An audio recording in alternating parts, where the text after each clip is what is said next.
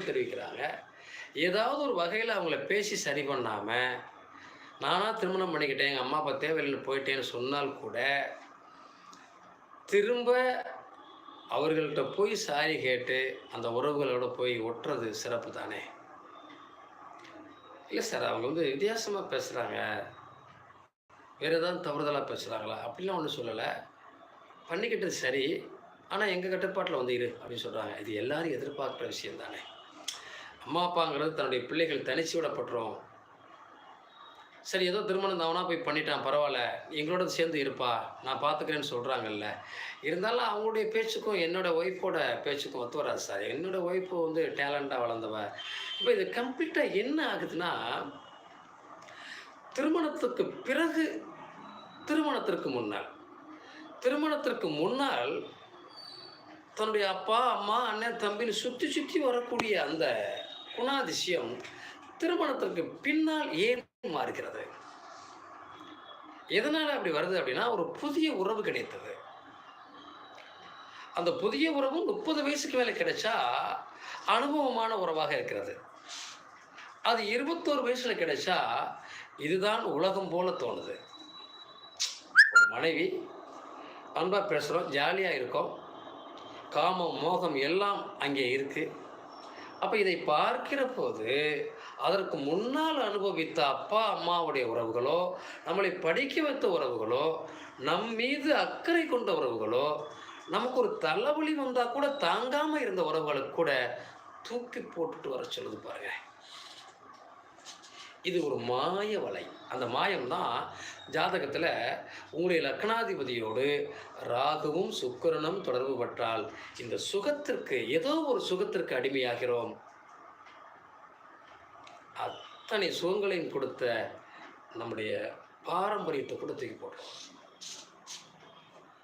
அந்த நிலைக்கு கூட ஒரு மனிதனை தள்ளுகிறது என்றால், ஏதோ ஒரு சுகம், ஏதோ ஒரு போதை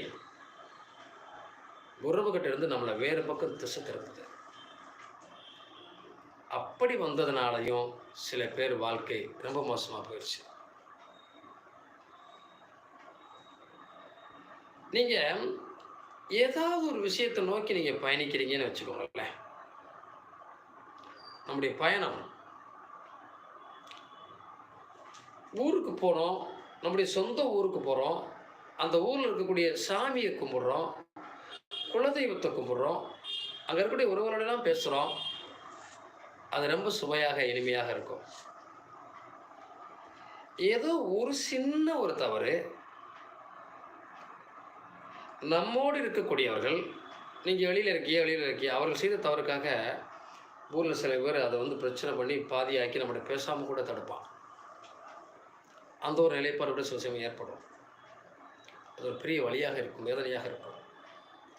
அந்த உறவுகளையே பகைத்துக் கொண்டு நாம் வாழக்கூடிய அமைப்பை தருவது போன்று கூட தோன்றும். இதற்கெல்லாம் காரணம் என்ன? நம் ஜாதகத்துல நடக்கக்கூடிய திசா புத்திகள்ல நம்ம அம்மாவால் வரும் பிரச்சனை. உங்களுக்கு சந்திர தசையில் சனி புத்தி ஓடுதுன்னு வச்சுக்கோங்களேன். அம்மாவைக்கும் பிள்ளையையும் பிரிக்கும். பெண்களா இருந்தா, ஆண்களா இருந்தா அது எது பலம் கொண்டிருக்கிறதோ அவர்களுடைய உடல்நிலையை பாதிக்கும். அல்லது 2 பேர்ல ஒருத்தர் பிரிச்சிடும். வயதான அப்பா அம்மாவா இருந்தா. இந்த சனி ஏதோ ஒரு வார்த்தையால் அவர்களுடைய ஈமக்கிரகை டயத்துல கூட ஒரு பிரச்சனைகளை கொண்டு வரும். உறவுகளுக்குள்ள ஒரு வருத்தத்தையோ ஒரு பிரச்சனையோ அந்த இடத்துல கொண்டு வந்து நிப்பாட்டும். அது இன்னும் கடுமையாக இருக்கும். இந்த கடுமையான காலகட்டத்தை ஏற்படுத்தி கொடுக்கக்கூடிய சூழ்நிலைக்கு கர்மகாரகன் சனி சந்திரனோடு சேர்கிற போது அந்த பிரச்சனையை தர்றாரு. அதே சனி சூரியனோடு இணைந்து தசாபுத்தி நடத்துகிறார் என்று சொன்னால், அப்பாவால் ஒரு பிரச்சனை வருது.